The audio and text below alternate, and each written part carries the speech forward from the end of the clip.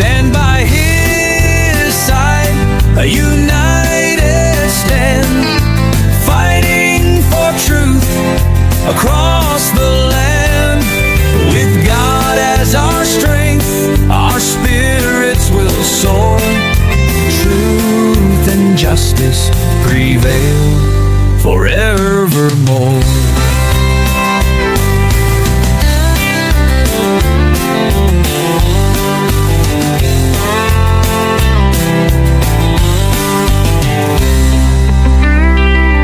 We stand by his side, a united stand, fighting for truth across the land.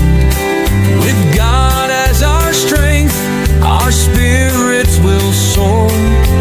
Truth and justice prevail forevermore. We stand by his side, a united stand, fighting for truth across the land. With God as our strength, our spirits will soar.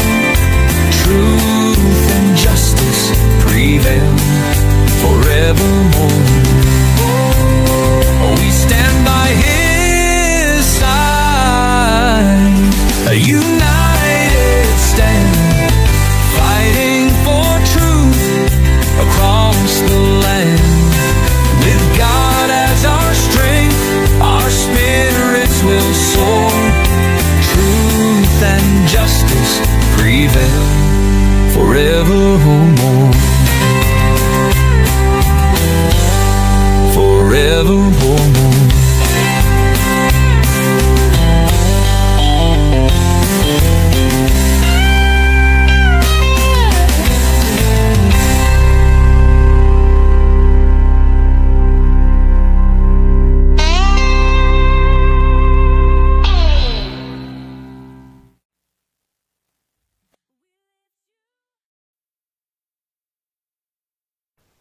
Hello, and welcome sa Russia TV mga kapatid. At meron tayong debate na magaganap ngayon between Baptist versus Seventh-day Adventist mga kapatid sa topic na patutunayan ng ating affirmative na ang pagiging born again ay forever o hindi nawawala. Again mga kapatid, ang topic ngayon ay ang pagiging born again ay forever o hindi nawawala. So, affirmative natin si Brother James ng Baptist at negative naman si Brother Denmar ng SDA.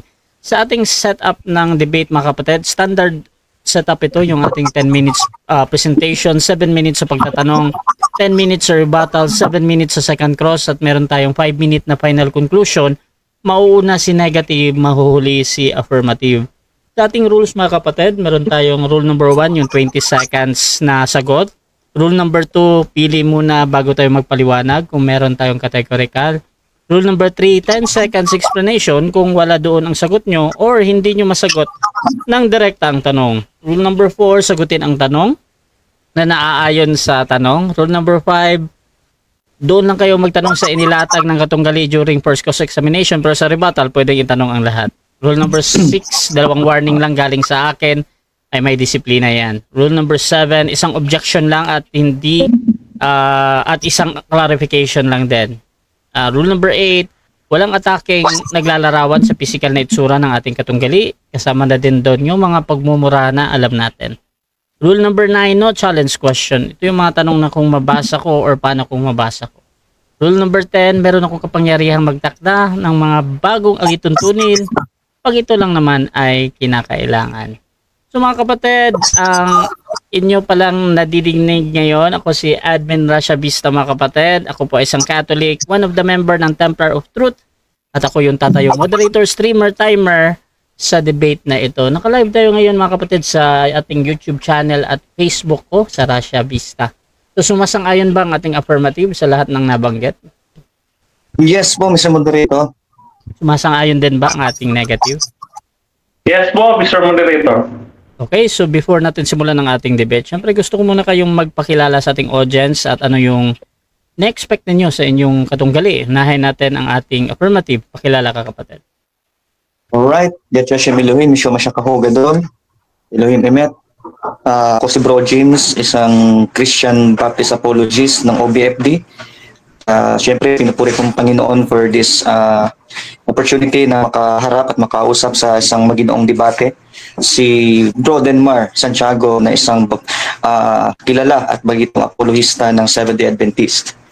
At sa mga nanonood po dyan, sa mga Baptist Christians na sumusuporta at sa mga non-Christians din naman, naway itong debate na ito will be a learning education sa inyong lahat para mahikayat kayo na magsaliksik patungkol sa mga spiritual na bagay. So, yun po ang aking titindigan sa paksa na ito para sa inyong kaalaman, patutunayan na ang pagiging born again sa Biblia ay forever.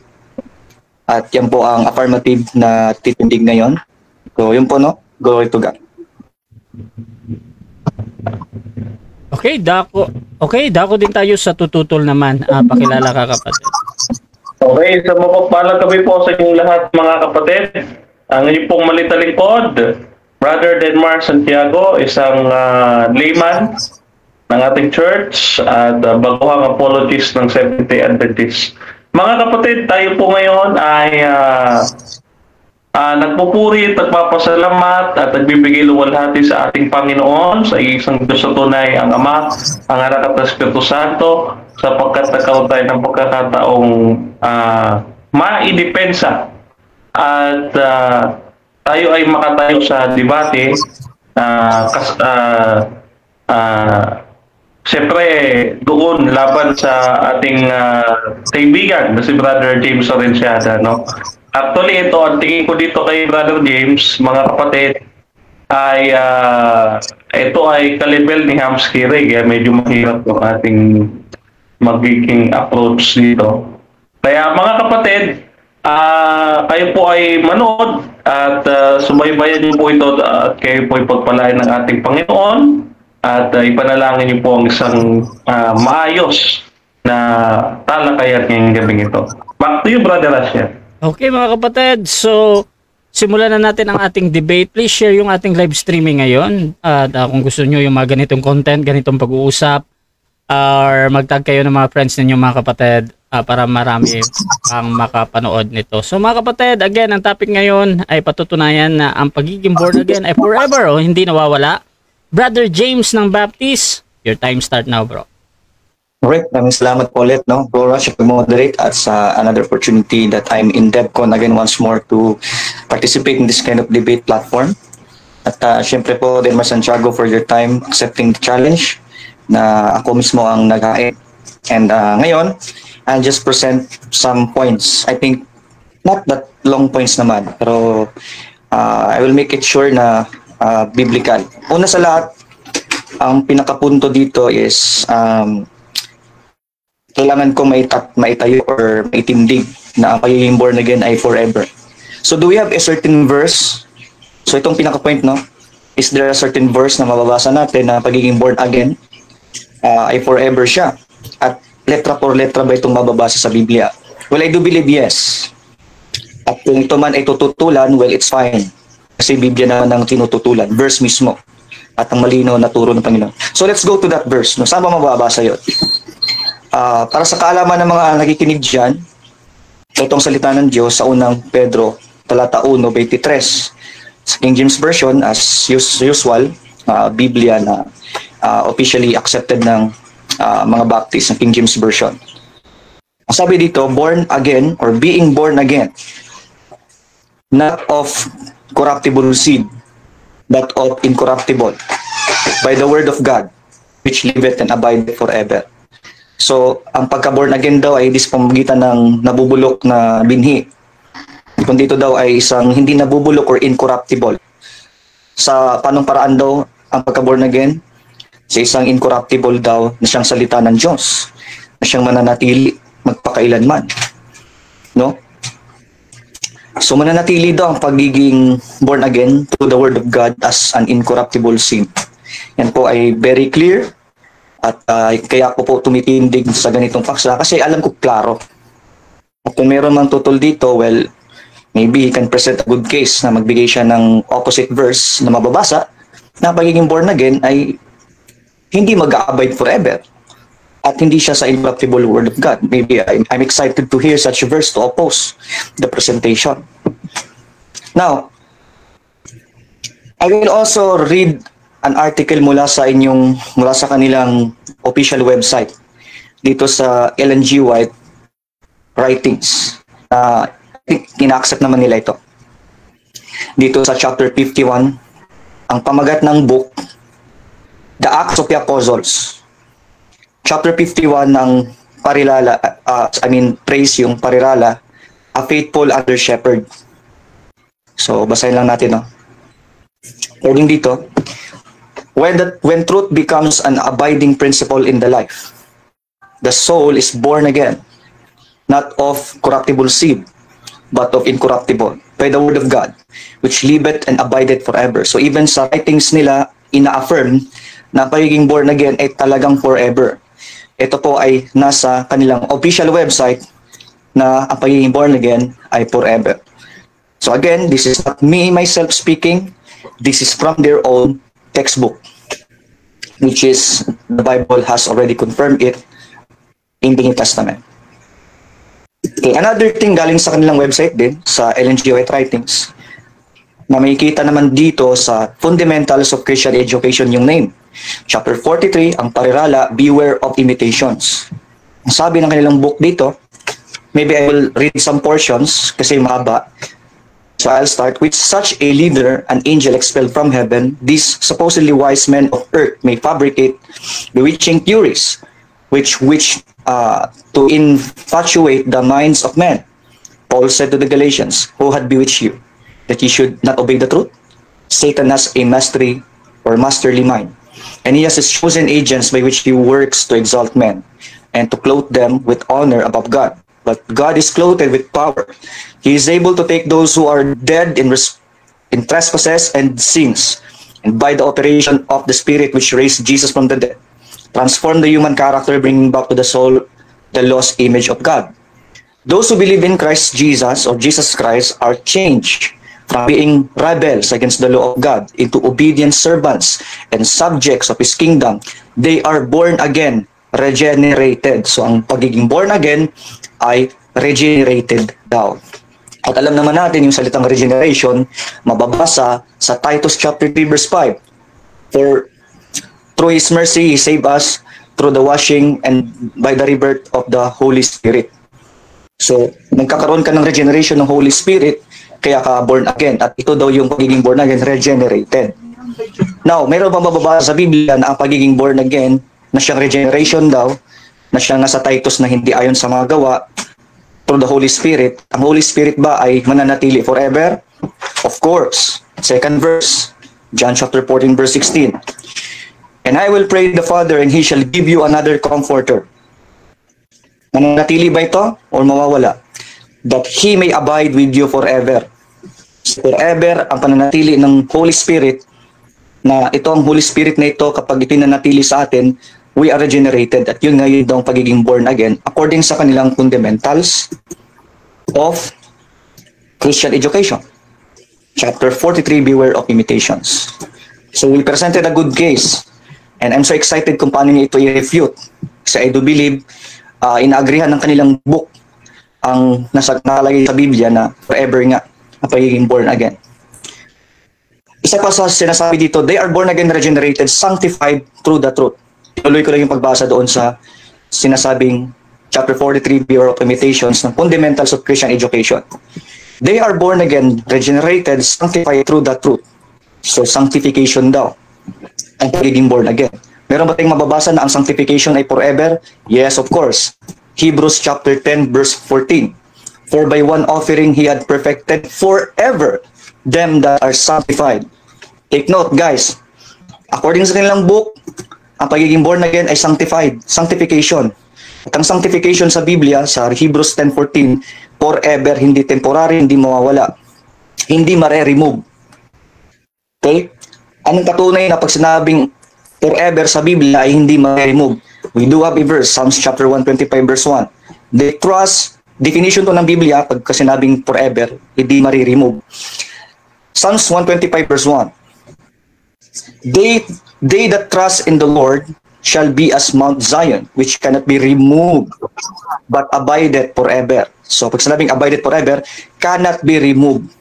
So I need to challenge him para matutulan na ang pag sinabing forever ay mariremove, magpe-present siya ng mababasa na pag sinabing forever ay mariremove. Dito, cannot be removed. Okay, so matibay na stand to. And kung titulan man niya ito, again, it's fine.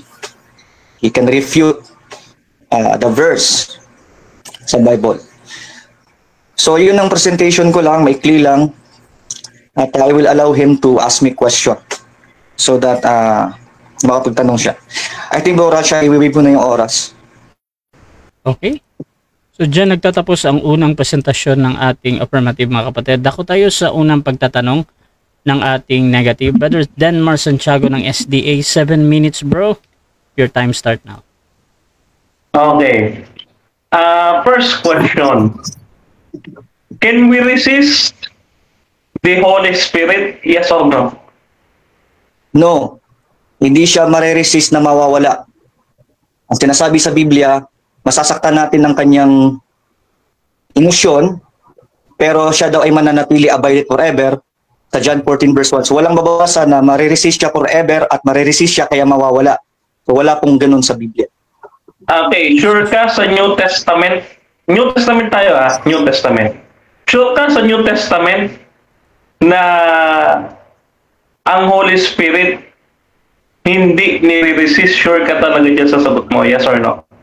Yes, sure ako na hindi siya i-resist na siya ay hindi forever at mawawala siya. So walang mababasa na mareresist siya kaya forever siyang mawawala.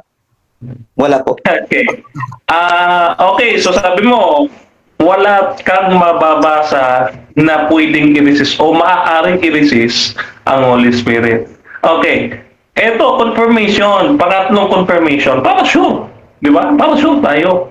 Wala ba talagang mababasa na you can resist the Holy Spirit sa buong New Testament? Buo buong New Testament. Yes or no? Yes, walang mababasa na siya ay mareresist at mawawala siya dahil na-resist. Kailangan mabasa mo doon na nung na-resist siya, hindi na siya forever doon sa Thessalonians. I do believe you will cite Thessalonians but nothing there in the verse na hindi na forever na siya yung na-resist until the day of redemption pa nga mababasa Ephesians chapter 1. So go ahead, read the verse, mababasa, na-resist, hindi na forever. Sige po. Okay. Next question. Iwan kita dyan. Next question. Yung salitang forever. Okay. Yung salitang forever.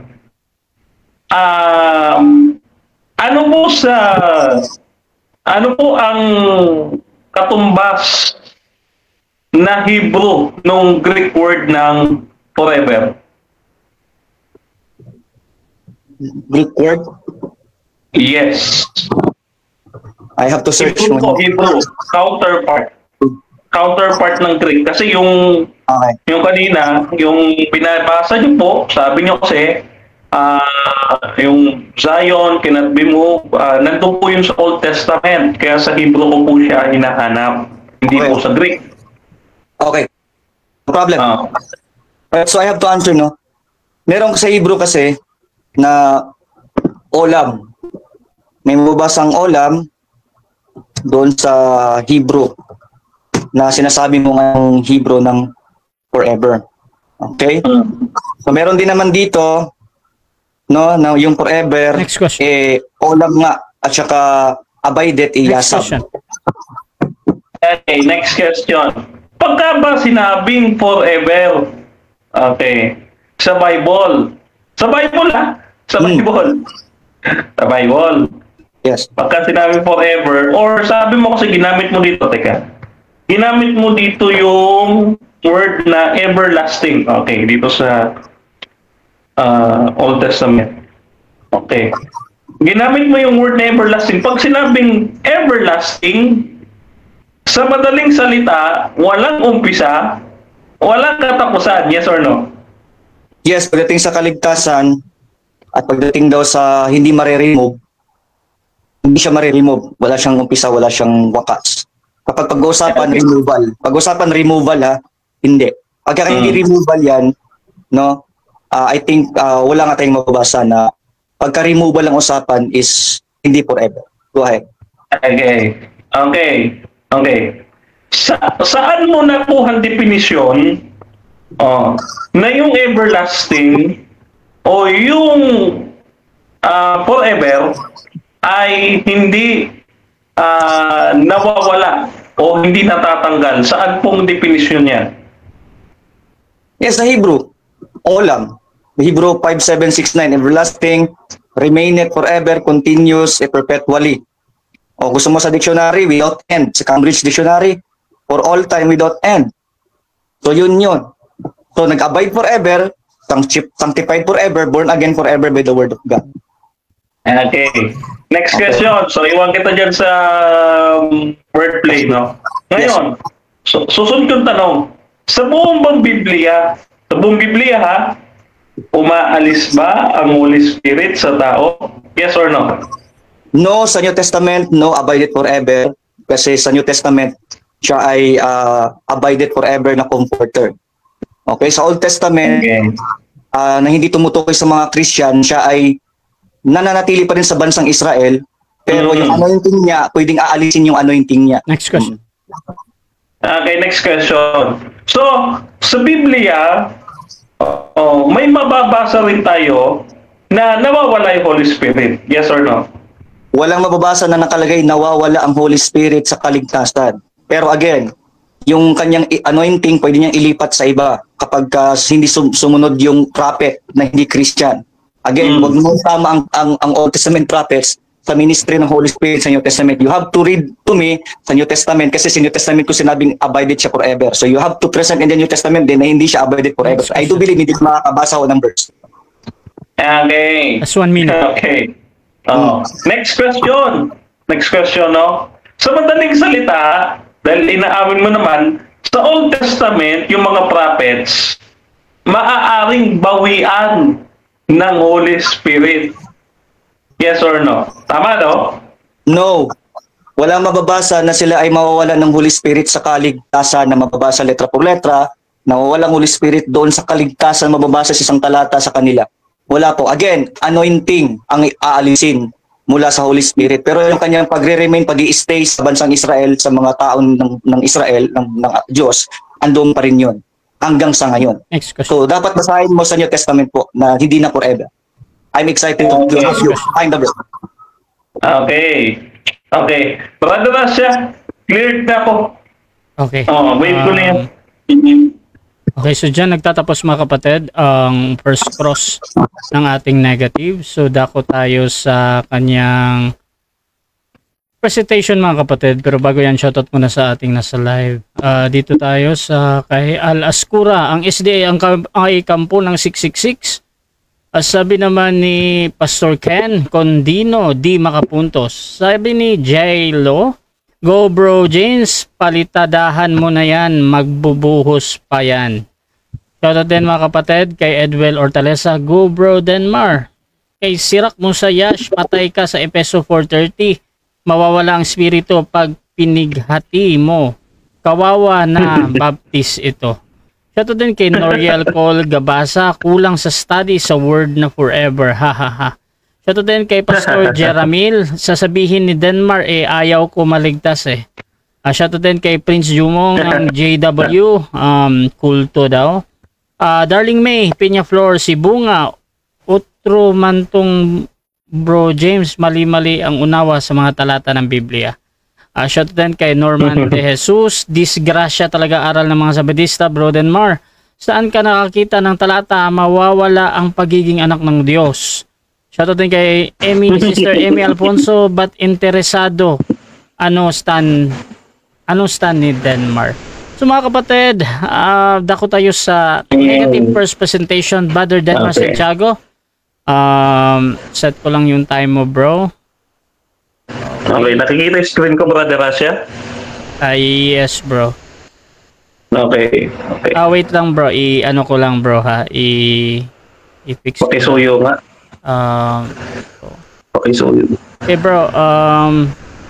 10 minutes, bro. The time start. Okay. Okay, mga kapatid, hindi ko nang patatagalin dito. Medyo marami tayong i-refute, no? Magandang gabi sa inyo lahat, mga kapatid. At maraming salamat sa Green Valley Seventh-day Adventist Church na ating pinangunahan sila kanina sa kanilang Sabbath worship. Maraming salamat kay Elder Rodmar Navarro. Praise the Lord, no? Okay, ngayon, umpisahan po natin ito. Itong ating pag-refute sa ating kaibigan, no? Ito, tingnan po ninyo, pag-aralan ho ninyo, no?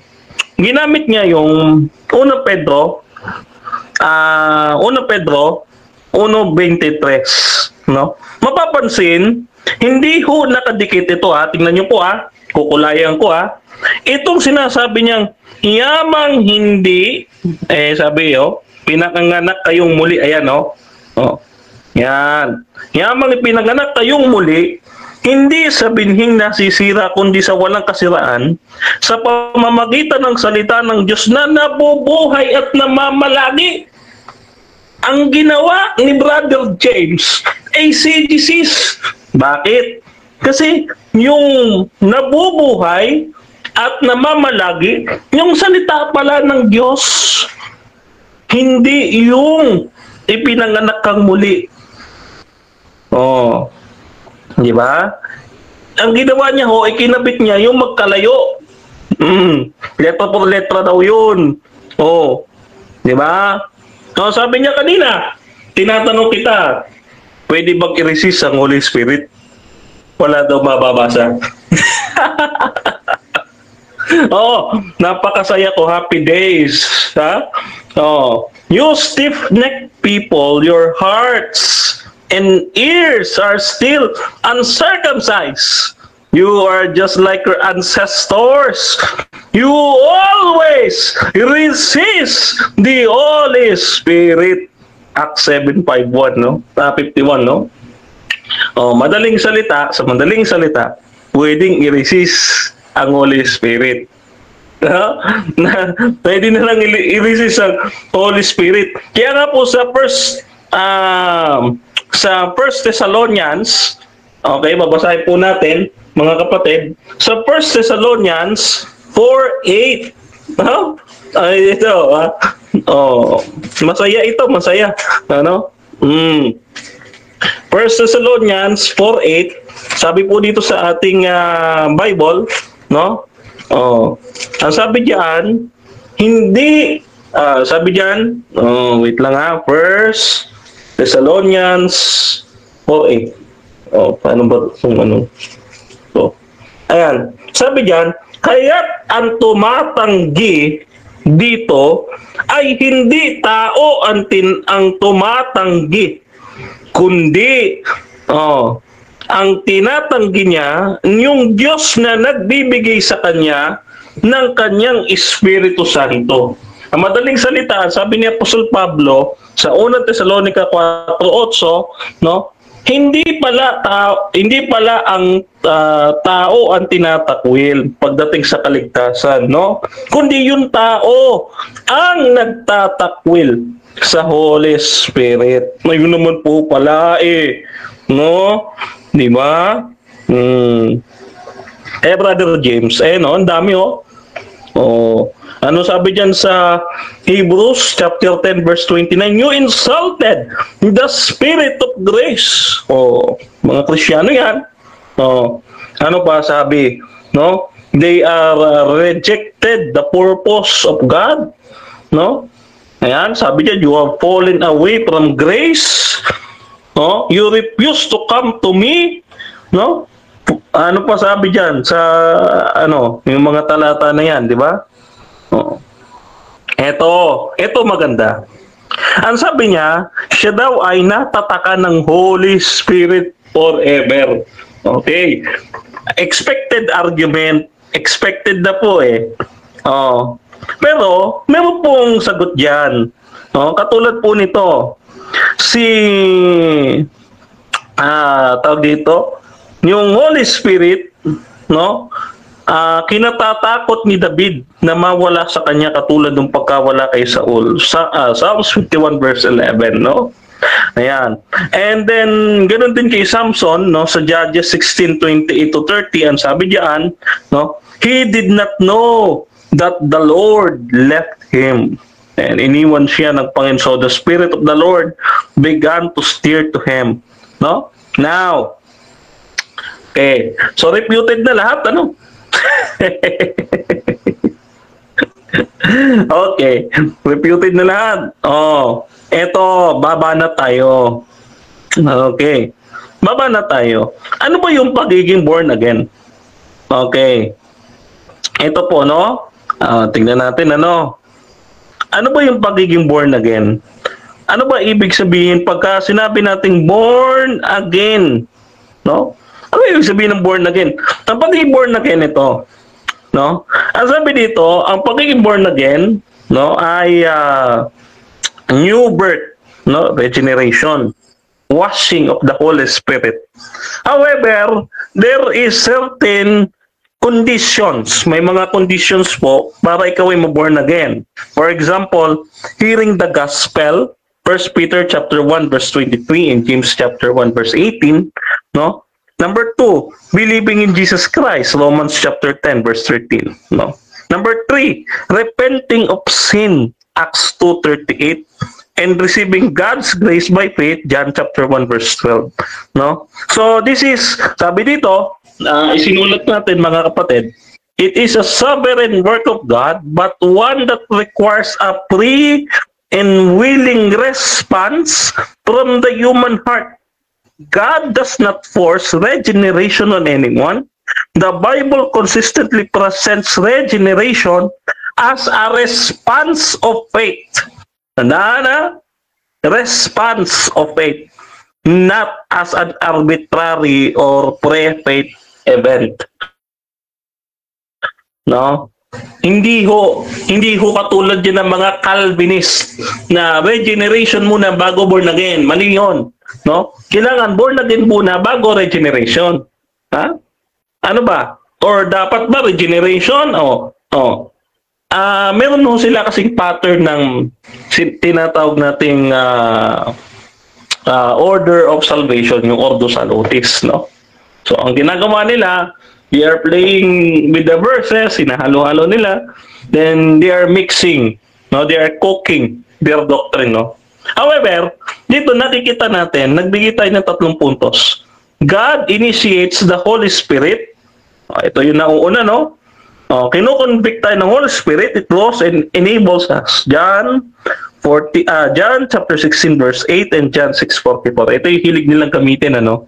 However, no, man must respond through faith and repentance and receiving Christ.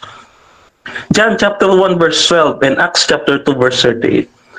And doon mangyayari pa lang, pagka sumagot na yung tao, doon pa lang mangyayari ang pagiging born again. When the heart responds to in the word in faith, no, 1 Peter chapter 1 verse 23 and John chapter 3 verse 5, no? Kailangan may pagsagot, may free will.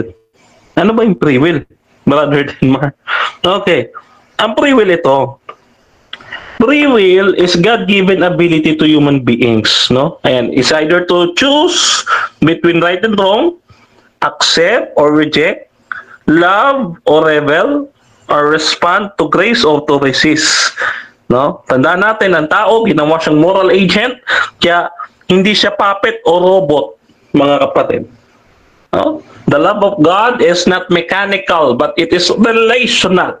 Pagka ikaw ay nasa relasyon sa Panginoon, mga kapatid, thank you, hindi yan pinipilit. Ang pag-ibig, hindi ipinipilit.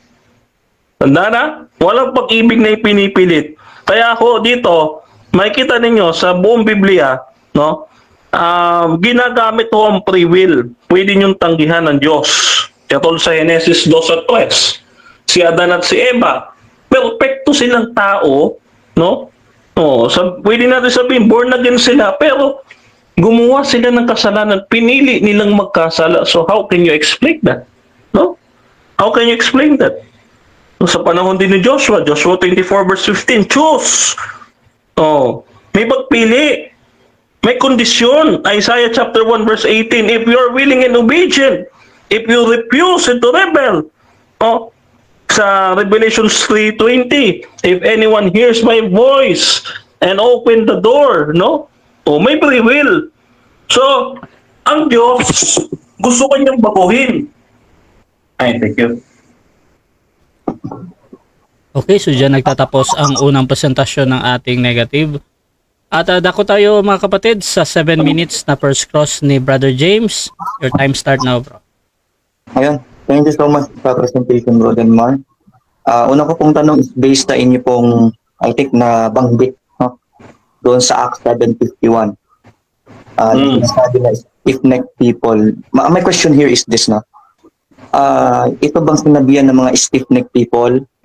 Ito ba'y mga Kristiyano o hindi? Okay, 10 seconds. Ang kausap po dyan ay body of Christ. Okay, body of Christ. Next question.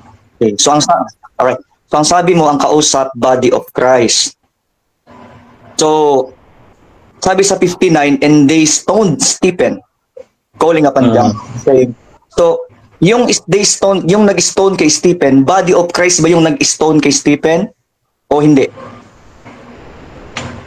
Okay, 10 seconds, 10 seconds. Yang verse 59, napakalayo po yan dun sa 51.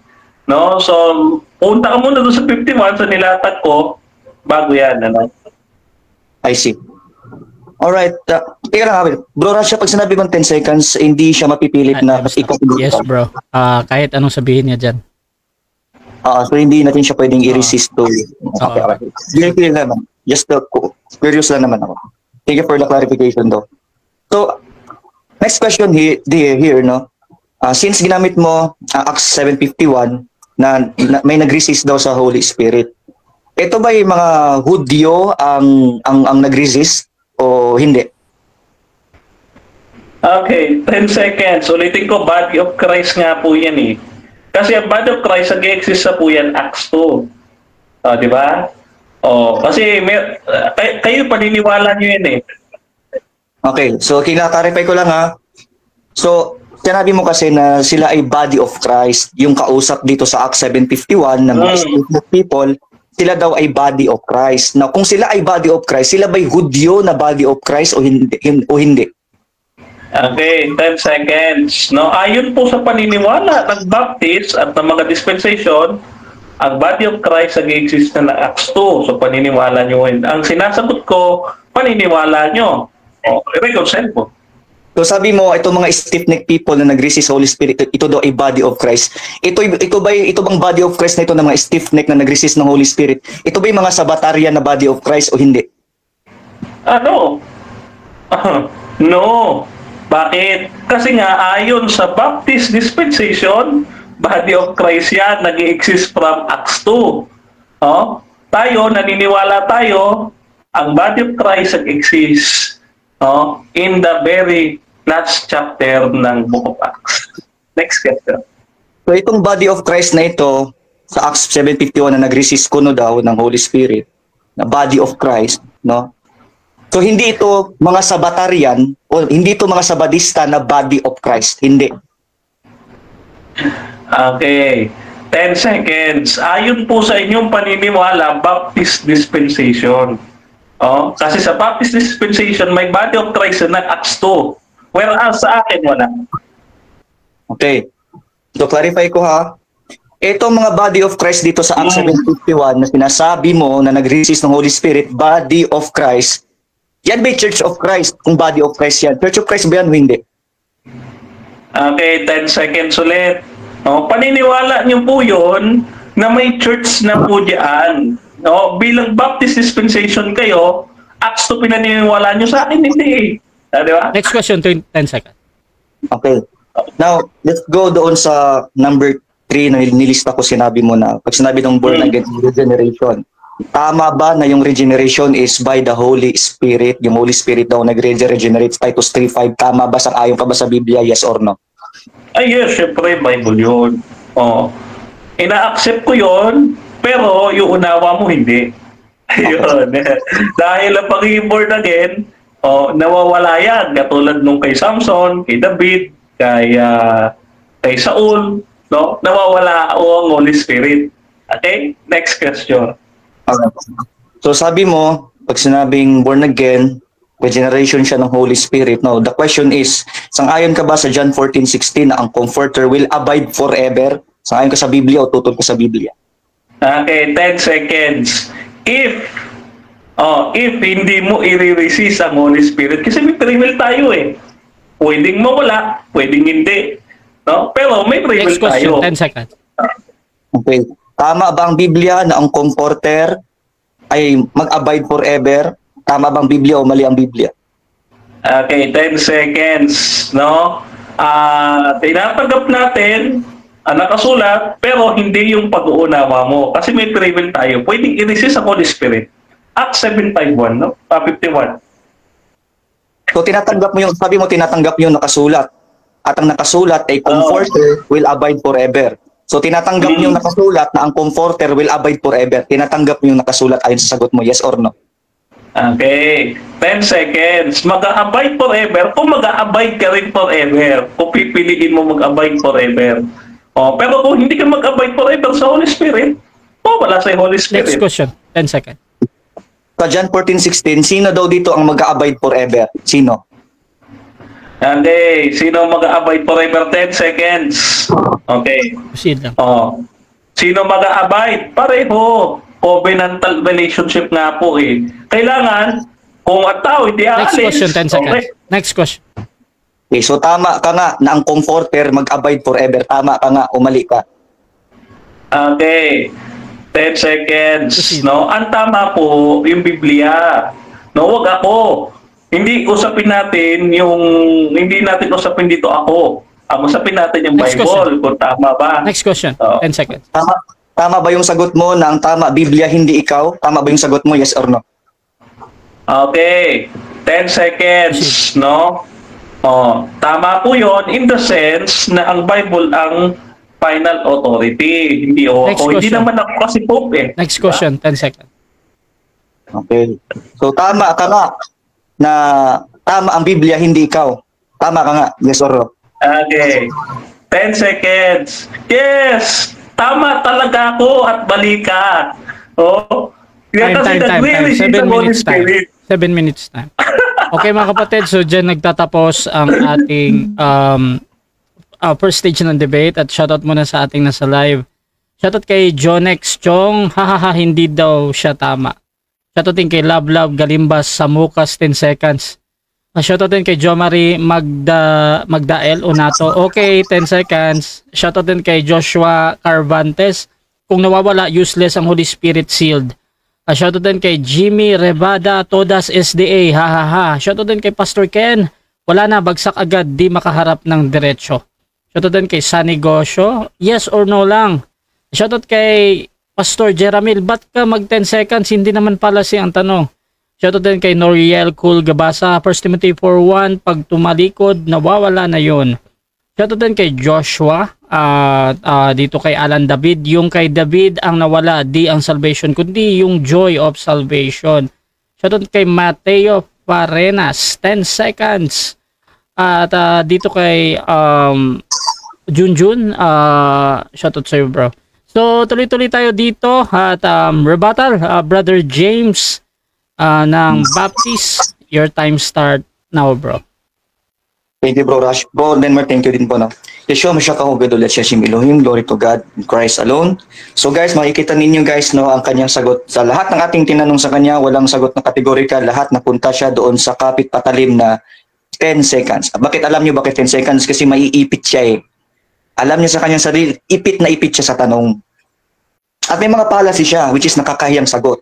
I-edit natin yung sinabi niya na hindi tama daw ang Biblia, hindi daw siya. Okay, thank you for admitting na tama ang Biblia, hindi ikaw tama. Alright, so we will have to, sorry, pero di kita ina-offend. I have to be realistic dito na thank you for admitting na mali ka. At ang Biblia tama, hindi ikaw. Guys, tingnan niyo ang kanyang kabaluktutan ho. Dito daw sa Acts, ang nag-resist daw sa Holy Spirit ay body of Christ. Biro mo, meron palang body of Christ na nagre-resist sa Holy Spirit at ng bato ng Kristiyano. Seryoso ka sa sagot mo? Na ang ng bato kay Stephen ay body of Christ. Kasi ang ng bato dito kay Stephen, yung nag-resist. Which, sabi nito, ye stiff-necked and circumcised in the heart and ears, you do always resist the Holy Ghost, as your fathers did. Oh. Nung narinig nila ito, napikon ba sila? Yes. Sabi dito sa 59, and they stoned Stephen. So, piro mo, Kristiyanong iglesia, body of Christ, ng bato ng Kristiyano. Ang bihirang sagot naman to. Wala pong ganyan sa Biblia ng Kristiyano, ng bato ng Kristiyano. Doktrina lang ho ni Denmark ito. Oh, ito ba yung mga Sabatarian? Yung mga Hudyo to eh. They have the prophets. So mga Sabatarian, itong ng bato. Sa makatuwid, kayong mga Sabatarian, na mga Sabatarian kayo, na body of Christ pa kayo ang ng bato ng Kristiyano. Kung totoo yung logic mo. Oh. Kaya mali itong mga nag-resist dito, no, ito yung walang Holy Spirit. Bakit? Galit sila kay Stephen. Oh.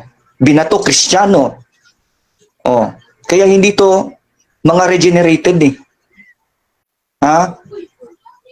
Ito yung mga masasamang Hudyo na ng bato. Hindi to body of Christ, Denmark. Huwag mong ipalabas ng body of Christ, masama, ng bato. Ngayon lang kami nakarinig ng doktrina eh. No? O ngayon, ginamit niya ang 1 Thessalonians 4:8, which is wala namang nakalagay doon na hindi forever ang Holy Spirit. Again, huwag kang gumamit ng talata at gamitin mo sa wrong application. Kasi binigay naman ng Holy Spirit dito but who also have given us the Holy Spirit. At this will be forever. Ito, nagkaipit-ipit po siya dito. Kasi, instead na i-refute niya, sino yung comforter dito? Tama ba regeneration, Holy Spirit? Yes daw. So yung comforter ba will abide forever? 10 seconds. Bakit hindi mo masabi, hindi mo maamin na forever nga ang Holy Spirit mag-abide? Ayaw mong tanggapin yung nakalagay dyan? So ang Holy Spirit mag-abide forever. Hindi niya matutulan to. Kaya nga pag tinanong natin siya, hindi siya makasagot ng diretso eh. Oh. Anong klaseng pagdepensa yan? Nasabi mo magdedepensa ka ng topic mo. Yet hindi ka makasagot ng categorical question, lahat ng tanong dinaan mo sa 10 seconds. Why is it? Mahirap ba mag-yes or no? Ayaw mo ba mag-yes kasi matatalo ka? Ayaw mo mag-no kasi mapapahiya ka? Ganun ba yung reason kung bakit 10 seconds ka? Makapansin mo, yung mga tanong mo sa akin, walang 10 seconds doon, lahat hinarap namin. At hindi ka nga makaporma doon sa sagot. So, mga kapatid, ang comforter will abide forever. Tutulan niya to. Oh, tutulan mo yan. Oh, hindi mo nga nirepute ang Hebrews 10:14 eh. Na perfect forever yung na-sanctify. Ang sanctify, pagiging born again sa inyong aklat. Dito sa 43 ng chapter, Beware of Imitations. Oh. Sanctification ng pagiging born again dito eh. Yung mga na-sanctify forever daw. Oh, again, tutulan mo yung Biblia, okay lang naman sa amin. Oh. So unang tindig pa lang niya, unang pagsagot pa lang niya, halata na bagsak ko ang doktrina ng kanyang tinitindigan. I'm not saying na siyang babagsak dito. Again, I do believe na siya ay quote-unquote Christian daw siya, may paniniwala daw siya. So, again, I'm not attacking your personality here. What I'm attacking is your argument is very absurd, and even your excuses are absurd. Your answers are even absurd, irrelevant. Sorry to tell you that, pero I have to be truthful lang naman. Instead na aamin ka na yes, ang Holy Spirit, ang comforter dito will abide forever. Instead na mag-yes ka, kasi nakalagay nga dyan, you refuse to say, yes, tamang scripture. Bagkus nagdagdag ka pa ng conclusion na if, there's no if. There's no if. And even abided forever cannot be removed. Again, wala siyang nabali dito, wala siyang na-refute sa 1 Peter 1:23, wala siyang na-refute sa John, wala siyang na-refute sa Hebrews, wala siyang na-refute sa Psalms, wala siyang na-refute sa mga aklat nila dito sa chapter 51, Faithful and Under Shepherd, and chapter 43 na Beware of Imitations. No? So, yun po ang matitibay na tindig, nakatindig pa rin tayo. Yung kanyang argumento ay gumuho agad nung tinanong natin siya. Ngayon, again, mag-present ka ng ng better argument na ang Holy Spirit will not abide forever sa New Testament. Si Kristo mismo nagsabi. Pupunta ka sa Old Testament, again, hindi ang topic ay yung mga under the law of Moses. John chapter 1 verse 17 to up forward, na law from Moses, grace from Christ. I-separate natin. Huwag natin halo-halo na parang lugaw ang Biblia. Okay? So again, I challenge him, show me one verse na ang Holy Spirit sa New Testament will not abide forever. Kasi unfair naman dito sa mababasa po letra po letra, ikaw wala kang mababasa letra po letra, and you just have to make conclusions.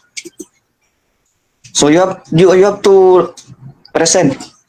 Magbigay ka rin ng talata na ang mga nasanctify ay hindi forever. At magbigay ka rin ng talata na pagiging born again through the word of God na incorruptible ay hindi din forever. Mas maganda yun. So wag mong tutulan tong mga talata na malinaw. Kaya nga ako tumindig kasi mababasa eh. Ikaw yung mababasa, tinututulan mo pa. Oh. Di ba? So unang tindig niya, gumuho at nakatayo ang ating paksa. At napatunayan natin na ang paksa ay matibay to the point na kapag tinanong mo siya, ay hindi siya makadiretso ng sagot. Okay? Gusto ko marinig sa'yo na ang tanong ko is hindi magiging 10 seconds. I want you to answer yes or no, siguro sa second rebuttal. Let's see sa mga audience dyan, no? Observe po ninyo sa second stand kung paano magiging sagot niya dito. Kung mananatili siya magte 10 seconds because he might be afraid of saying yes or no. Because I'm just confirming my question based on what I can read here. No? Siguro yun yung case. And I think I will waive my time para makapagtanong siya. Bro Rush? So dyan nagtatapos mga kapatid ang rebuttal ng ating affirmative. Dako tayo sa second cross ng ating negative. Brother Denmar Santiago ng Seventh-day Adventist. 7 minutes para sa iyo, bro. Your time start now. Okay. First question, no? So, yung sa Holy Spirit, wait lang. Compose ko muna. Ano ba yung ating topic? Paki-state nga po, Mr. Affirmative, ang ating topic. Okay po, thank you po. Ang topic natin, patutunayan ni Bro James ng Baptist na pagiging born again ay forever. Ayon sa inyong libro, sa 43, Beware of Imitations, ang pagiging born again, regeneration, sanctification, at ito'y forever. Sa Hebrews chapter 10:14, ang na-sanctify ay forever. Yan po ang topic. Okay. Next question. Nandyan ba sa ating poster o nandyan ba sa ating napag-usapang proposition na pag-uusapan natin ang Holy Spirit ba ay forever o hindi nawawala? Yun ba yung ating topic? Yes or no? Yes, doon yun yung ating topic based sa kanyang extension na alagang ang pagiging born again is by sanctification. So, sinagot ko yung paksa nandoon, kaya nga pinipresent ko yung case ko na nasa Hebrews 10:14 nga na pagiging forever perfect din yun, na sanctify, sanctification. Born again. Okay. Next question. Iwan na kita dyan, kasi malinaw naman na yun. Ngayon, eto, next question natin. So, dito, syempre, nabasa natin, no? Acts 7:51 na you always resist the Holy Spirit. So, agree ka dito na nire-resist ang Holy Spirit sa New Testament. Agree ka? Yes or no? Hindi mare-resist ng mga Kristiyano ang Holy Spirit. No? Hindi ako agree na yan ay mga Kristiyano. Okay? Yan ay mga Hudyo, na mga Sabatarian. Wait lang, brother. Sa Bible, syempre Bible verse ito. Wait lang. Bro, hindi pa time, bro. Hindi pa ba? Oo. Sorry. Kasi mga 5 seconds. Ulit na lang. Bro James, proceed, bro. Yeah, thank you. Yeah, so hindi ako naniniwala na yan ay Kristiyano sa interpretation mo. Mali yung interpretation mo. Ito ay mga Hudyo na walang Holy Spirit. They resist the Holy Spirit. Ayaw nila magkaroon ng Holy Spirit. At pinatay nila ang Kristiyano na si Stephen. So mali yung argumento mo, nakakahiya yun na a body of Christ ng bato. Sila yung nag-resist dito. Discussion. Okay, next question. So, inaagrihan mo yung talata. Kasi letra por letra yun. Inaagrihan mo ba yung talata nakasulat, mapabasa sa New Testament? You always resist the Holy Spirit, Acts 7:51. Tinatanggihan mo ba? O tinatanggap mo? At pinaniniwalaan mo yung talata? Yes or no? Well, 10 seconds ang sagot ko dyan. Bakit? So kung nakalagay dyan, ye stiff-necked people, circumcised heart, which is, ang nakalagay dyan, tama na itong mga hindi Kristiyanong mga Hudyong Sabatarian Next ay question, nag-resist. 10 seconds. Hindi Kristiyano. Next question, 10 Next seconds. question. Okay. Sa madaling salita, nag 10 seconds ka, hindi ka makasagot ng diretso kung tinatanggap mo yung talatang nakasulat sa Bible o sadyang ayaw mo lang sagutin. Yes or no? 10 seconds. Bakit? Mali ang tanong mo, wala sa talata ng Biblia. In fallacy of the question assumptive, hindi ang question mo hindi ayon sa doon sa nakalagay. Hindi nga yan Next question, 10 seconds. Okay. Next question. Tama ba ang nakalagay sa King James Version? Acts 7:51. You always resist the Holy Spirit. Letra por letra, yes or no? Nakalagay dyan, yes, tama, pero hindi to body of Christ. Ang yes na nag-resist dyan, yun yung mga hindi Kristiyano. Kaya kung yung mga hindi Kristiyano nag-resist, yes, they resist. Kasi hindi mo naman tinanong tama ba itong mga Kristiyano nag-resist? Sabi mo lang, tama ba na nag-resist? Okay. Yes, mga hindi Kristiyano. Okay. Next question. Balik ulit tayo sa topic. Doon sa ating topic, at sabi mo, patutunayan ni Brother James na ang pagiging born again ay hindi nawawala all forever. Nakalagay ba doon na hindi nawawala or forever sa Kristiyano o nakalagay doon hindi nawawala sa Hudyo? May nakalagay pa gano'n na classification na Jew or Christian, tayong pinag-uusapan sa proposition, meron ba wala? Well, itong sagot 10 seconds, no? Again, wag mo ilagay ang Hudyo sa topic. Kasi ang tinatanong mo, 751, mga Hudyong hindi Kristiyano yan. Ang topic, patutunayan ko ng pagiging born again. Hindi naman born again itong mga Hudyo dito ng bato 10 seconds, Okay. next question. Okay, next question. Ngayon, nandun din ba sa topic yung sinasabi mo ng mga Gentile? Nandun din ba sa proposition natin yun, letra por letra, sa ating pinag-usapan? Nandun ba? Yes or no? Nandoon yung Gentile na Kristiyano na naligtas, kaya born again. Pero yung i-connect mo yung Acts 7:51 na ito yung paksang patutunayan ko na nag-resist, mali. At in fact, blasphemy yung sinabi mo na body of Christ, ito yung nag-resist at ng bato. Bayan? Nandito. Next question. Okay, next question. Ngayon, ang sabi mo, kanina, you agree, nakasulat, King James Version, you resist the Holy Spirit, yes, nakasulat. Ngayon, to confirm, kasi medyo mahaba na, to confirm, tama ba yung sinasabi ng talata na you resist the Holy Spirit, King James Version? Tama ba yun? Yes or no? Tama nga, pangkausap, mga hindi Kristiyano nga. So you resist, you mga non-Christians resist. Of course, yung mga non-Christians will resist. Ang nakakahiya sa'yo, ginawa mong body of Christ, yung hindi Kristiyano, na sila yung nambato sa 59, ginawa mong body of Christ, nambato ng Kristiyano. Nakakahiyang sagot yun, mapupost ka namin doon. Next question. Okay, next question. Wait lang, Brother Rasha. Pwede ko pang mahanap muna yung charger ko. Palubat na, makamatay eh. Time stop muna, sige. Time stop muna. Pero Kumamatay yung cellphone. segundo na lang bro ha, 30 seconds. Sige, i-wave ko na bro.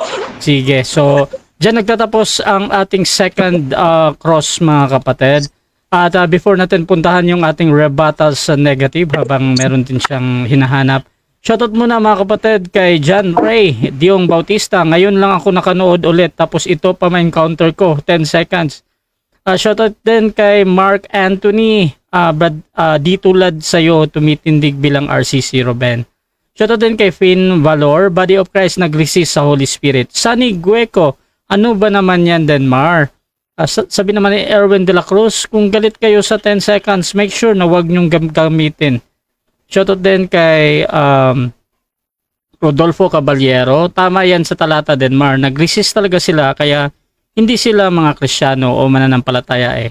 Hindi naman talaga nawawala o mawawala yung pagka-born again. Shoutout din dito kay Brother Ruben, bata ni Amikan yan, sablay lagi mana sa idol niya. Shoutout din kay dito kay Noriel, bakit may tumalikod? Shoutout din dito mga kapatid kay Lupi Elpa, high priest yan, belong sa Law of Moses, hindi church.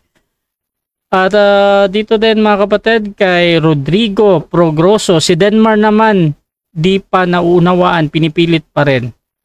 Shoutout din mga kapatid kay Finn Balor, mas maganda yung walang moderator, mga ngamote talaga.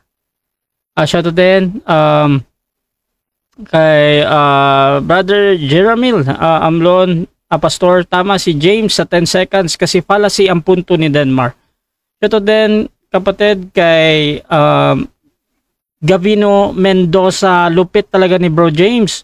Joshua Cervantes, paano ka na born again kung hindi dahil sa Holy Spirit? At dito din kay Erwin de la Cruz, careful James, irresistible grace na yung sinasabi mo.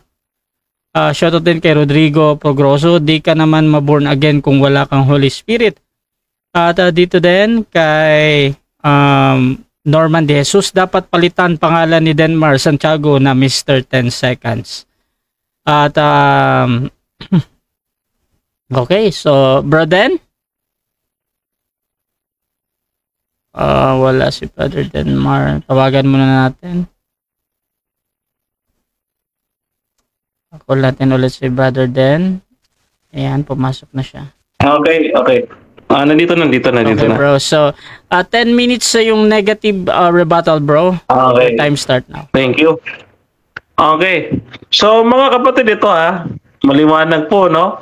Okay. Explain muna natin yung ating posisyon. No? Ganito ho yan. Yung mga Baptist ho kasi, kaya ako nabanggit yung Body of Christ. No? Yung mga Baptist ho kasi, meron po silang tinatawag na dispensation. Katulad ni Rian Fuentes, Acts 2 dispensation si Rian Fuentes. Gusto ko hong panindigan ni James, ng ating kapatid na kaibigan na James, ang dispensation. No? Acts 2, di ba? So, para sa kanila, ang Body of Christ daw ay nag-start, no, sa Acts 2. Hindi ko kasi ako naniniwala na nag-start ang Body of Christ sa Acts 2. No? Ang paniniwala kasi ni Rian Fuentes, may church na doon sa Acts 2 at yun ang Body of Christ. No? So, hindi ko alam doon kay parang James Oranchiada kung pareho sila ni Rian Fuentes na Body of Christ. Kaya nga ako, ang sabi ko kanina, no, ayon po sa Baptist dispensation, Body of Christ yun. Okay. Ngayon, maglalaro tayo sa dispensation, no? Maglalaro tayo sa dispensation. Ito, sundan natin yung mga Baptist sa dispensation nila, no? Okay, dito mga kapatid, basahin po natin. Ang isang talatang napakaganda in Virtue by Albert Tinkle. Sabi dito, 2 Peter chapter 2 verse 1. Ito ay binigay sa akin ng aking kaibigan na born again. Si Brother Albert Tinkle. Born again po ang nagbigay, born again. Sabi dito, 2 Peter chapter 2 verse 1. But there were also false prophet among the people. Sino yung people? Yung bayan ng Diyos. Sino ba kausap ni Peter dyan? Mga Kristiyano yan. Ano sabi dyan? They will secretly introduce destructive heresies, even denying the sovereign Lord of both them, bringing swift destruction on themselves. Yun naman pala Brother James, no? Sa bayan ng Diyos, maliwanag, may mga false prophet na tumubos at tinubos ng Panginoong Hesus, but they deny the sovereign Lord. Ibig sabihin, mga Kristiyano talaga to. Binili ng dugo ni Kristo. tinanggap si Kristo, kaya nga tinubos sila ni Kristo. Pero anong ginawa nila? They deny the sovereign Lord who brought them. No? I think we are both in the call center company. So we agreed when we spoke English language, no? Na maliwanag dito kasi false prophet among the people, sinakausap dyan, Christian. Bakit natin nasabi Christian? Kasi sabi dito, the sovereign Lord bought them. However, sabi dyan, they deny. Kaya nga, wicked resist eh. Diba? Tama ba? Ngayon, eto, Brother James, bakit kinukulit ito sa Acts 7:51? No? Makulit ako eh. Gusto ko ipaunawa sa iyo ito. Ang ating paksa, patutunayan ni Brother James Orenciada, no, na ang pagiging born again ay forever o hindi nawawala. Hindi nakalagay sa paksa ang pagiging born again ng mga Gentile. Hindi nakalagay yun. Wala nakalagay doon na Hudyo. No? Wala doon nakalagay Gentile. Wala doon. Kaya nga nilaro kita doon sa gusto mong laro eh. Yung word for word. Actually, mababaw. Sa akin mababaw. Okay. So, you were crying about your defeat to Amskire. That's correct. You're defeated. Kasi kita mo, argument pa lang word for word, napakababaw. No? Now, maliwanag, tinanggap mo, you resist the Holy Spirit. The debate is over. You already confess. Kasi ang pagiging born again ay yung pagtanggap ng Holy Spirit, hindi mawawala. However, dito, we can resist. Letra po letra mababasa, they resist. Kaya hindi po sila naligtas eh. In fact, yun nga po talaga yun eh, ang dahilan nun eh. Hindi nila tinanggap ang Holy Spirit. So, maaaring mawala because of free will. Because of free will. Okay? Ngayon, eto, gusto niyo daw ng mas mabigat. Ito po, mas mabigat. Laban po sa dispensation. Ano po ang laban sa dispensation, mga kapatid? Ito, ilalabas natin. Alang-alang dun sa paglalambing ng ating kaibigan, Brother James Orenciada. Ano po yung ating iba pang argument? Gusto niya ilabas eh, yung ating argument. Okay. Ito kanina mark forever with the Holy Spirit. Pero mga kapatid tandaan natin, hindi po namin topic ang Holy Spirit kung forever. Tandaan, mga kapatid, no? Ang third person of the Godhead is a person, and we cannot deny, no? We cannot deny the attributes and the characteristics of God. Somewhat, ang ating pinag-uusapan dito is not the Holy Spirit Himself, but yung pagiging born again. Dito pa lang, ano na tawag sa'yo? Ang tawag dito, Brother James, kung marunong ka talaga sa apologetics, ang tawag mo dito, red herring fallacy. Okay? Red herring fallacy. Wala ka na dun sa ating pinag-uusapan. Now, argument. Sabi ni Brother James, nananawagan siya. Okay. Sa Bible, meron tayong tinatawag na covenant relationship. So that's why, ang Holy Spirit, even in the Old Testament, nagpapatuloy hanggang sa New Testament, pwede mong tanggihan. No? Nawawala po kasi pagiging born again eh. Kung tatanggihan mo. Okay?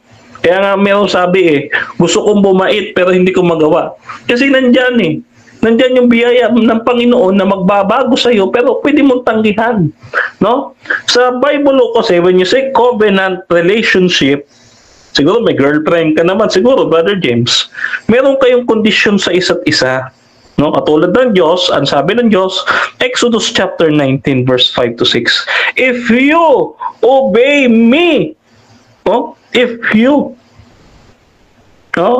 kahit dun sa Deuteronomy chapter 30, verse 19 to 20. And by the way, kanina mga kapatid, nalulungkot ako kasi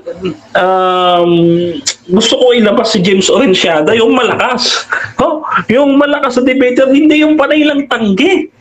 Alam niyo, yung wala naman ho siya na-refute sa talatang ito, wala. He did not explain the context of each verses that I have mentioned. Hindi niya binasa, no? Kasi alam niyo mga kapatid, no? Ayun ay directly denying the verses. Kumbaga tinututulan niya na yung mga talata, no? Ngayon, punta tayo dito sa covenant relationship. Dito sa covenant relationship, mga kapatid, God does not coerce, no? Even in the new covenant of Christ, hindi niya pinipilit ang isang tao. Kaya nga ang sabi sa John 3:16, whosoever believed in Him. Nandiyan din yung John 3:3, di ba? Yung sa John 3:16. For whosoever, yung whosoever, sino man, sumampalataya, paano kung ayaw ko?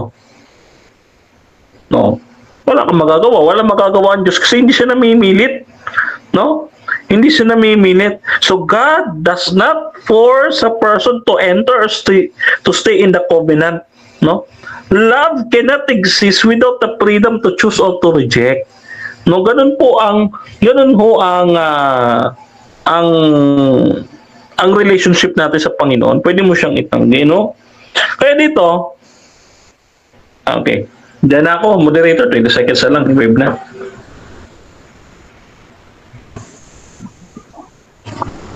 Diyan nagtatapos mga kapatid ang ating rebuttal ng negative. Dako tayo sa 7 minutes na second cross ng ating affirmative sa negative. Brother James ng Baptist, your time start now, bro. Wait lang, bro, Rasha. After nagto-conclusion, no? Yes, bro. Okay, thank you. Well, again, bro, thank you so much for the presentation, bro, Rasha. And I think this will be my second cross-examination period. Again, dito po yung tanong ko po, no? Meron kang nabanggit kanina sa presentation mo just a while ago. Sabi mo, pagtanggap ng Holy Spirit, hindi mawawala, sabi mo. Tama ba yung sinabi mo na pagtanggap ng Holy Spirit hindi mawawala? Tama ba yung sinabi mo? Mali ka doon. Wala po sinabi niya doon. Wala po. Ang sabi ko, no, pwede hong tanggihan ng Holy Spirit, pwede hong tanggapin kasi may free will tayo. Alright. Ang tao, moral agent na ginawa ng Diyos. Wait lang, di pa ako tapos. Moral agent na ginawa ang Diyos ang tao. May free will siya to choose or to reject. Next question. So it's either of the two. Next question. Okay. Isa sa mga nabanggit mo rin na yun daw may according daw sa dispensation ng Baptist daw, ang Act 751, a body of Christ daw to ayon sa Baptist. Meron ka bang maipakita sa screen mo na article na sinabi doon sa article ng Baptist article, no? Na ang 751 ng Acts ay body of Christ ang mababasa ko? May pakita ka ba ora mismo o wala? Yes, may papakita ako. Ba't hindi ngayon? Kasi hanapin ko pa yan dito sa mga librong nasa tabi ko. Okay. Next question. Alright, thank you so much. You presented also 2 Peter 2:1. Ang question ko dito ay yung bang 1 Peter na ang born again daw will abide forever, nasa 2 Peter 2:1 ba yun o wala? Objection ako, Mr. Moderator. Time stop. Objection, bro. No objection. Wala akong present na 1 Peter. Ang nakalagay doon, 2 Peter. 2 Peter po yun, kanina, Brother James. Hindi ko 1 Peter. Okay, so meron bang counter objection doon? Wala daw siyang present. Okay, ang counter objection ko lang po, I think since second rebuttal naman to, any question should be asked. So, ikaw na confirm ko lang po. Okay, so ganito, even tama yung pag-quote ng First Peter or not, bro, then ina-accept pa din yan sa moderator as a valid question, ha? Okay. So, Ulitin na lang Brother yung James, paulit nung tanong, bro, or you can rephrase. Yeah, so because we have cited 2 Peter 2:1, referring daw sa mga false prophets. Now, here's my question. No? Yun bang 2 Peter chapter 2 verse 1? Ito ba yung 1 Peter chapter... Ito ba yung nasa 1 Peter chapter 1 verse 23 o hindi? Okay, 10 seconds. 10 seconds. Just focus on the 2 Peter kasi yun po ang binanggit ko. Now, you should deny the verse or you can contradict the verse, but the verse itself Next says question, 10 that there seconds. were false prophets. Next question, 10 seconds. Okay po. So, I have a question, no? Yung pagiging born again ba, Bro Denmark? Ito ba'y pagiging anak po ng Diyos o pagiging anak ni Satanas? Okay, 10 seconds. 10 seconds. No? Ang pagiging born again, maliwanag po sa nilatag yung kanina definition, regeneration. Yan. At sa regeneration, Next pwede mo question. tanggihan ng Holy Spirit. 10 seconds. Alright. Next question. Ilang beses ba ma-born again sa Biblia? Isang beses o 2 beses? Okay, 10 seconds. Daily. Daily po yan. Araw-araw. Because there is an requirement of ongoing faith. Next question. 10 Araw-araw seconds. po yan. Next question. Okay. So, araw-araw ka nabuborn again, Denmark? Yes or no? Ay, yes. Yes, araw-araw akong naboborn again. Pero pwede ko tanggihan dahil may free will ako. Pwede ako gumawa ng kasalanan kung pipiliin ko. No? Pwede ko tanggihan ng Panginoon o ang biyaya ng Panginoon kung pipiliin ko. Next May question. pagpili po, free will. Okay po. So, yung sinasabi doon na except ye be born again, John chapter 3. Ilang beses ba na born again si Nicodemus? Isang beses o araw-araw? Hindi po na-born again si Nicodemus. Hindi niya nga naintindihan eh. Okay. Hindi niya naintindihan yung sinabi ni Jesus Christ doon eh. Have you read the text or nanguhula ka? Read the Bible, bro. Next question. Next question. Okay. Si Peter ba, nung sinabi niya na we are born again, 1 Peter 1:23, ilang beses ba siya na born again sa Biblia? Isang beses o araw-araw? Si Peter, no? Categorical po. Objective. Objection. Okay. Okay, yung- sagutin natin. Yung objection dito, yung sa categorical, bro, then, anong sagot? Sasagutin natin. Okay. Proceed, bro. Ito ang sagot ko, 10 seconds. 10 seconds, proceed. No? Si Peter man, tinawag ng Panginoon, binago ng Panginoon, binago pa nga yung pangalan, ginawang bato, di ba? Pero hindi nang niya ang Panginoon, 3 beses pa nga eh. Di ba? Next question. 10 seconds. Next question. Well, linawin ko lang categorical. Si Peter ba sa Biblia isang beses na born again o araw-araw na born again? Okay, 10 seconds. Proceed. Si Peter, binago man ang buhay ng Panginoon at binago rin ng pangalan, 3 beses itinanggi si Jesus. Follower of Jesus na Next yan, question. ha? 10 Literal seconds. niya na nakita 10 seconds. Okay. Ikaw ba born again na? Hindi pa. Yes, born again na ako. Pero pwede kong tanggihan ang Holy Spirit. No? Pwede ako magkasala. May free will ako. Unless ikaw wala. Wala ka free will. Okay? Next question. Next question.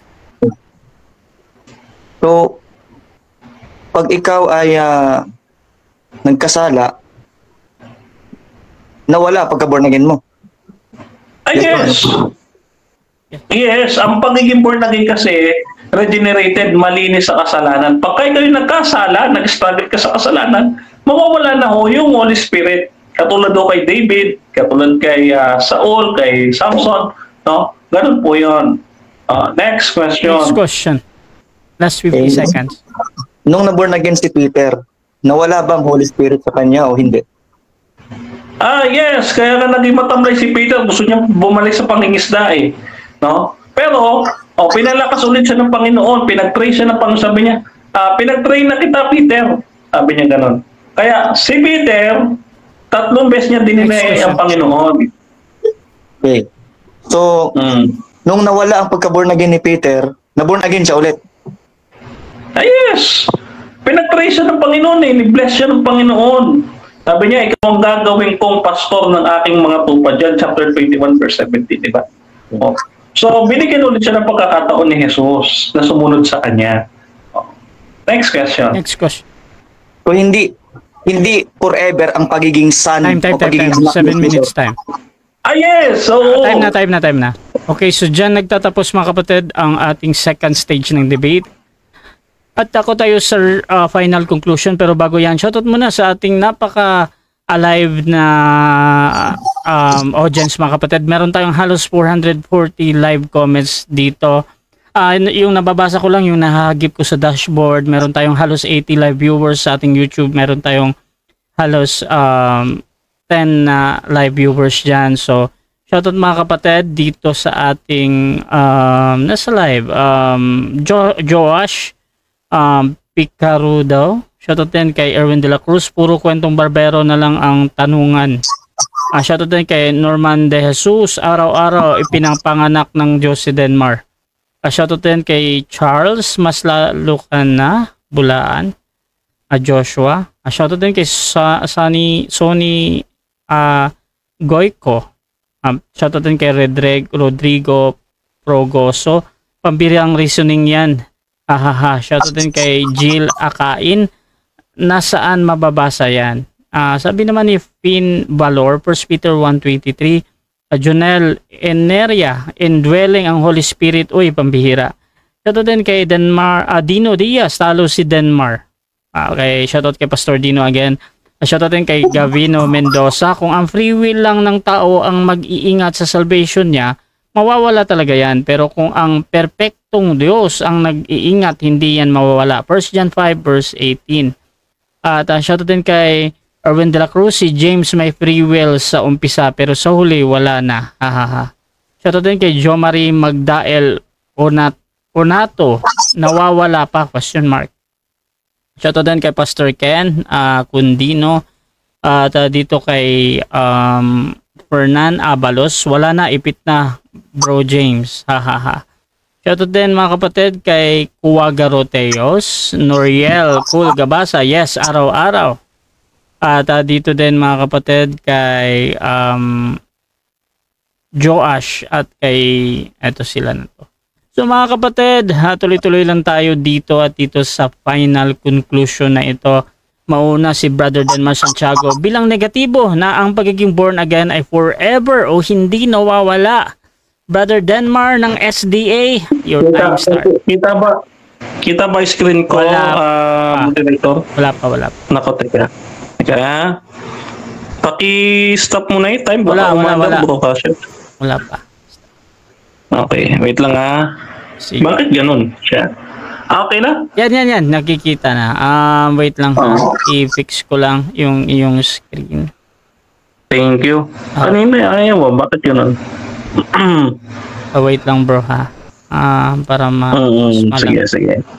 Okay mga kapatid, shoutout ulit mga kapatid habang ina-arrange ko yung ating screen ng presentation, final presentation. So Brother Denmar Santiago ng SDA, 5 minutes para sa iyo bro. Your time start now. Okay, ngayon ito yung ating conclusion, no? Yan. Brother James, gusto ko maunawaan mo bakit nawawala ang pagiging born again, no? So God desires loving and willing obedience, no? Kaya nga sa Deuteronomy chapter 6 verse 5, ang sabi ng Panginoon, mahalin mo siya ng buong puso, no? At buong pag-iisip. Kaya ganun din, ang sabi sa John 14 verse 15, if you love me, keep my commandments. And even dun sa Revelation chapter 2, iniwan ng Church of Ephesus yung kanyang unang pag-ibig. So dito, we cannot force love. Love is compelled. The love that is compelled is not love, Brother James. No?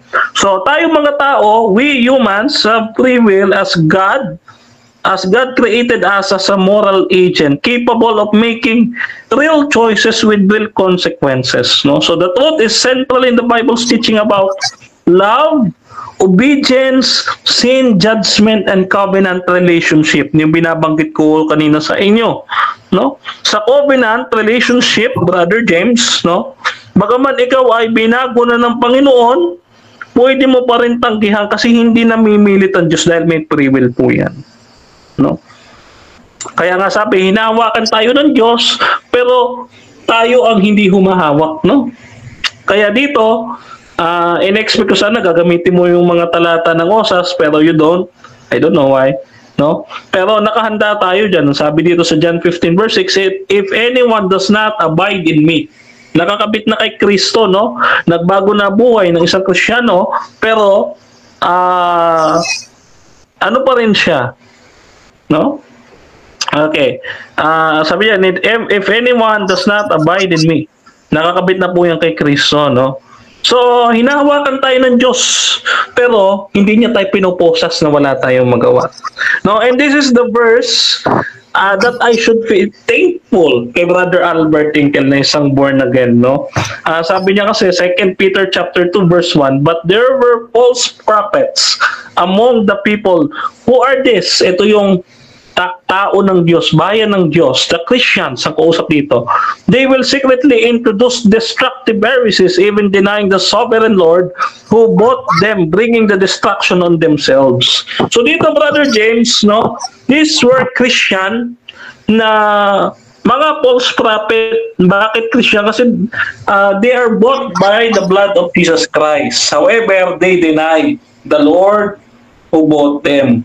No? So dito, Brother James, no, ating debate, hindi naman natin usapin kung mudyo, hintil, or whatsoever. Ang usapin natin kung nawawala ang pagiging born again. Ang pagiging born again, nawawala because of free will. No? Because of free will. Pwede nating piliin na hindi magbago. No? Kaya nga po nagkasala yung mga na sa 751 kasi tinanggihan nila yung Panginoon doon.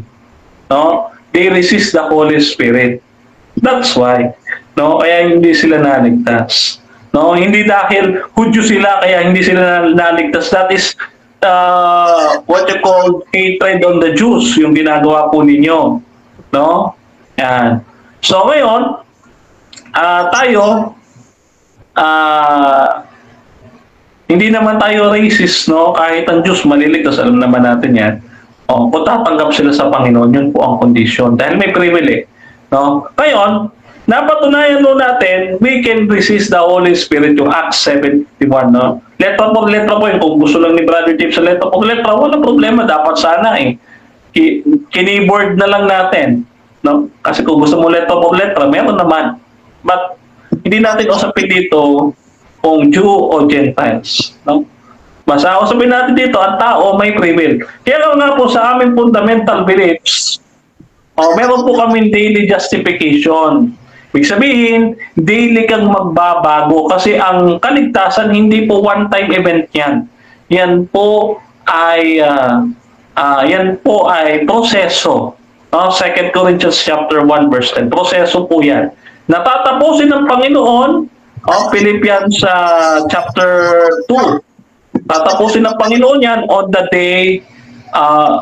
day of Jesus Christ, sabi doon. No? He will complete the work that He began, sabi doon sa talata. No? So yun lamang at maraming salamat, Brother Rasha. Nanalo na naman ang katotohanan ng pananampalataya nakasalig sa Biblia. Salamat po.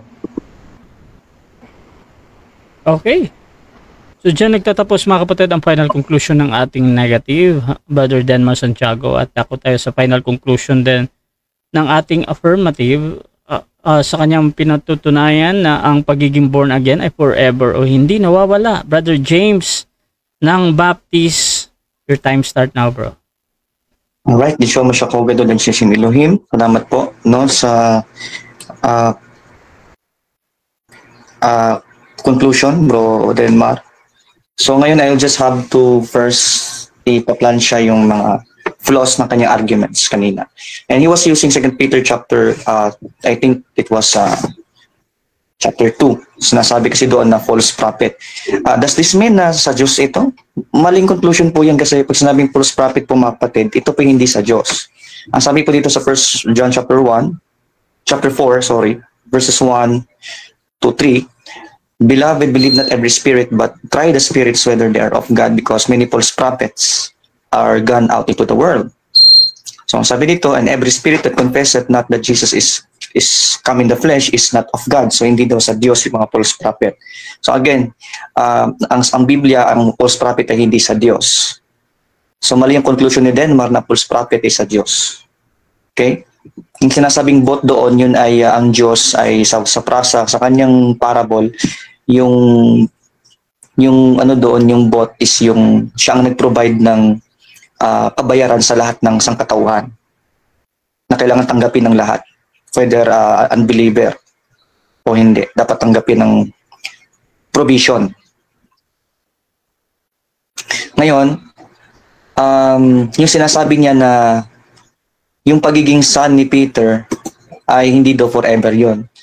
Again, yun po ay maling doktrina ni Denmark Santiago. Huwag niyo pong paniwalaan itong turo ni Denmark. Kasi sa Biblia, pagiging anak ay forever yon. So, nung ikaw ay na-born again, ito po ay born of the Spirit, sabihin born of God. At ang pagiging son, kung anak ka ng Diyos, 1:12, na binigyan sila ng karapatan o kapangyarihan na maging anak ng Diyos, na sila yung naging anak ng Diyos, sa Biblia, ay mismo sa bibig ni Kristo, ang pagiging anak ay abiding forever yan. Denmark, mali yung conclusion mo eh. Napaka-maling-mali. No?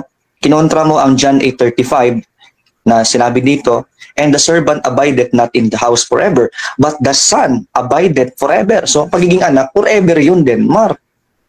Paano mo sinabi ang pagiging anak ni Peter ay nawawala? Eh dito nga pagiging anak may abide forever eh. So, itong talata ito ay sumasalamin na ang doktrina mo hindi biblical. At naligaw ho kayo dyan sa Seventh-day Adventist ni Ellen G. White, maling-maling tinuturo ninyo. Kaya ngayon, isusuluinin kita, hindi pa huli ang lahat para sa iyo na umalis dyan sa doktrina ni Ellen G. White sapagkat yan ay kapahamakan kasinungalingan. Pasensya na kung na-offend ka, pero ito yung katotohanan eh. Hindi biblical yung sinabi mo dito kanina. So, I'm inviting you to leave Seventh-day Adventist and I challenge you to read the Bible, open your heart, para mas maliwanagan ka na walang humahadlang na references na tingin mo parang yun ang naghihinder sa iyo. Ang unawa ay makatanggap ka kay Kristo, sampalatayanan mo ang Ephesians chapter 2, 8 and 9 ng kaligtasan eh, hindi sa gawa. Eh sa inyo ginagawa ninyo eh. Sumunod naman kayo sa Biblia na hindi po talaga sa gawa ang kaligtasan. Si Kristo at hindi nawawala yun ayon sa Hebrews 10 na ang mga nasanctify ay perfect forever. So yun po no, dapat ninyong tanggapin ang Biblia. Mas nasampalatayan ninyong tinuturo. Yun lang naman. At sa mga hindi pa dyan, nakakilala kay Kristo, this time, no, hope na kayo ay manampalataya kay Kristo Jesus, tanging tagapagligtas, walang halong gawa, siyang magliligtas sa inyo, manampalataya kayo by Christ through faith, not of your works. At yun po ay tamang kaligtasan na inyo pong matatanggap. So yun lang naman. So again, napatunayan natin ang paksa, matibay ho. Biblical ho. Sa lahat ng mga talatang kanyang ginamit, ay wala namang problema. Ang problema lang kung paano niya ito inunawa, paano niya parang tinatadyakan niya yung intention ng author, nung paano yung sinulat ng author. Mali yung pang-intindi niya. Ito yung mga talata binanggit natin, malinaw, hindi po niya ito ni-refute, hindi niya ginalaw isa-isa to. Parang lumalabas, ina-accept niya ito lahat kasi hindi niya pinakialaman eh. Kasi paano mo pakialaman, napakalinaw naman talaga. So, yung mga verses natin ginagamit to prove our stand na ang pagiging born again is forever yan, ay tama lang yon and hindi niya yon tinatch. So, pwede ng Panginoon na napakatibay ang doktrina na tinitindigan ng mga Baptist.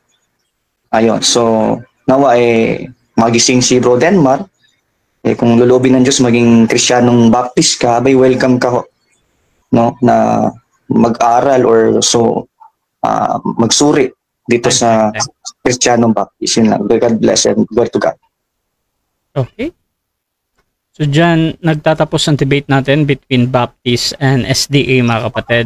So before natin i-end yung ating live, syempre gusto ko muna silang bigyan ng time magpasalamat sa ating audience, sa lahat na nag-comment. 500 plus comments tayo ngayon, mga kapatid. Halos 80 live viewers, YouTube natin, Facebook natin. Bro James, pasalamat ka muna, bro. Yeah.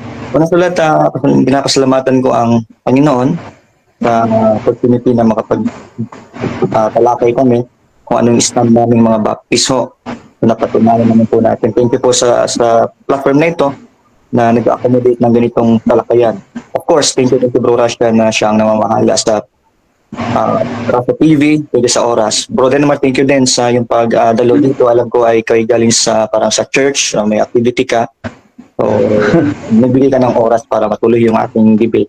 At thirdly, doon sa mga nakikinig po dyan, nanonood, sa mga kapatid natin, mga Baptist po dyan, salamat sa inyong support.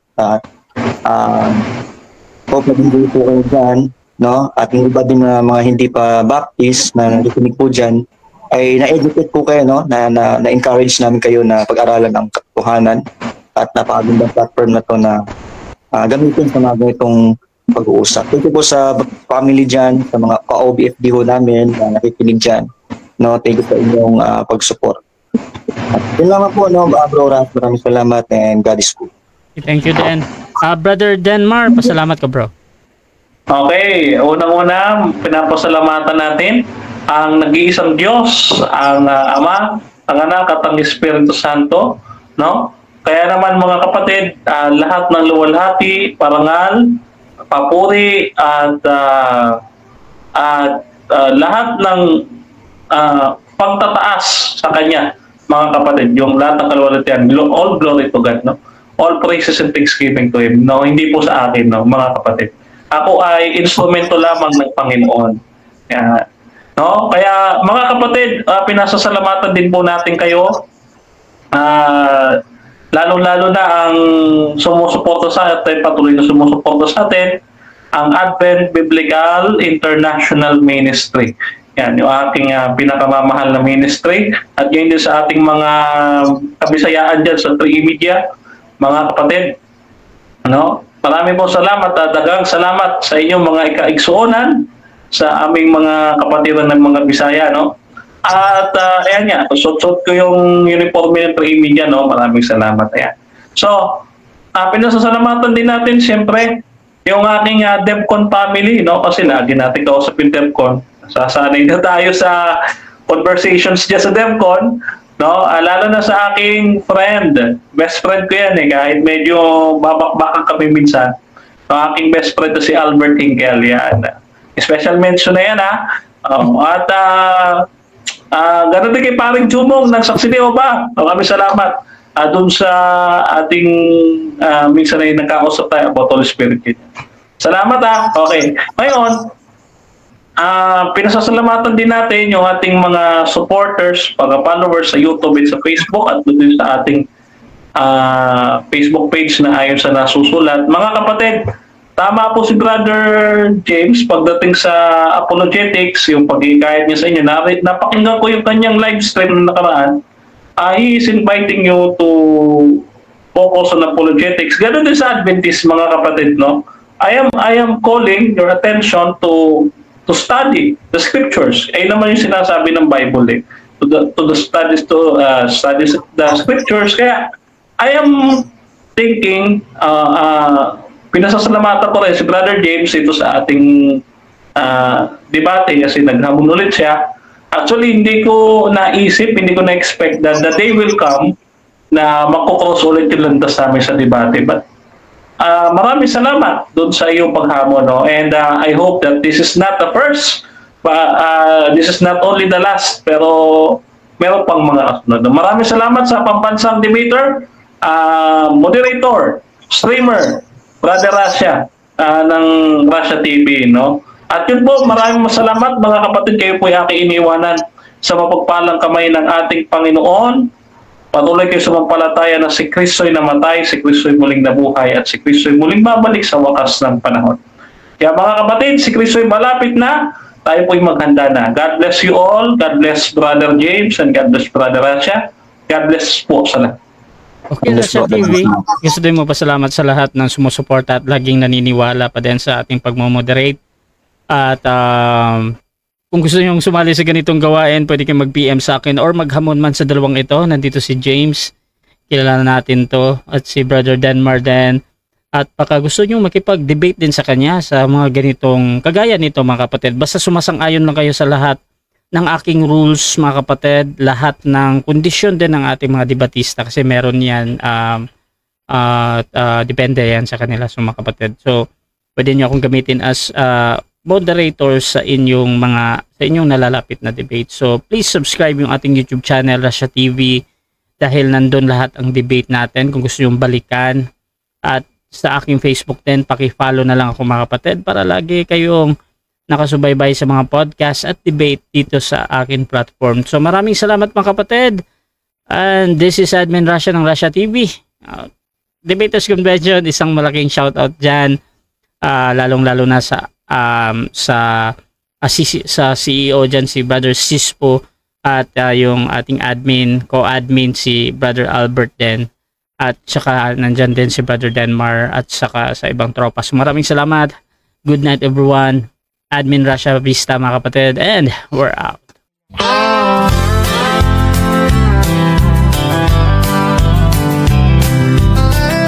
Fernando Baeza Camacho Jr., a name we hold dear, serving God faithfully year after year,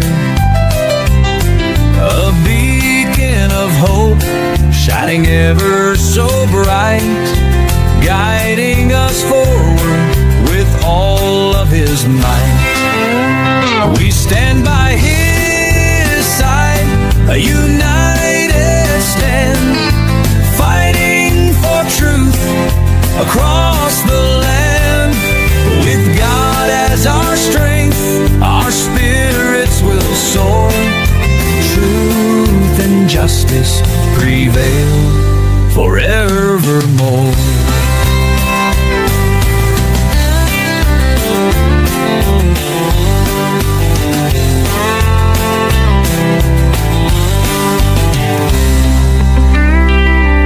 We stand by his side, a united stand, fighting for truth across the land. With God as our strength, our spirits will soar.